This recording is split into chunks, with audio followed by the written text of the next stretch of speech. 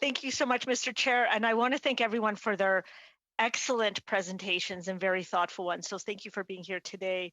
I'm going to direct my questions to Ms. Borax from Coalition Canada Basic Income. I have three questions, so I hope you could be as succinct as you can, Ms. Borax.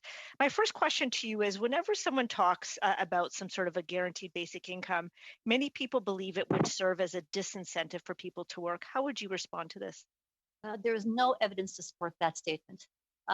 Actually, on the contrary, the research that has taken place both in Canada and internationally indicates that, generally speaking, there are two categories of people who do remove themselves from work. The first is women who opt and choose to stay home with young children. And the second is people going back to upgrade their skills, either going back to schools or get different kind of skills so that they can get better jobs. So just to emphasize that, we have not come across any evidence to support the claim that people go on basic income to just stay home and do nothing. Thank you very much for that. And the other thing that tends to come up is that this is going to be very expensive, and it would be too expensive for any national government to support. How would you respond to that? Well, if you look at the PBO numbers, they come in at about 85 billion. Previous ones at 80 billion. And again, that's looking at a 75% of the poverty level. There are many ways to finance that. You can look at the tax credits, as the PBO did, which comes down to net zero. So basically, it is a net cost of zero to implement the program.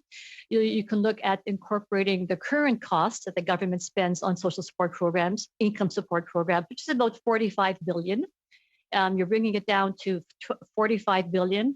You can also take off about another 20 billion, which is the income supports that provinces utilize, which brings you down to about $20 billion. And that is the same amount that the government is spending on child benefit. And we know how that has raised children out of poverty. Raising taxes is not something we think needs to be looked at. So the question comes down to, is this program worth it? Mm-hmm. So, and maybe one of the things just to clarify before I go to my next question, Ms. Borax, is I think the PBO report basically took the Ontario model and basically sort of applied it across Canada under a number of assumptions. Is that correct? That's correct. And there's also a number of different definitions of a guaranteed basic income program. So it could be a floor, as former Senator Hugh Segal has suggested.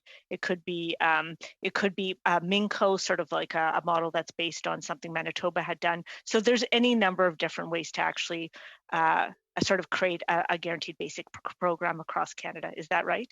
That's correct.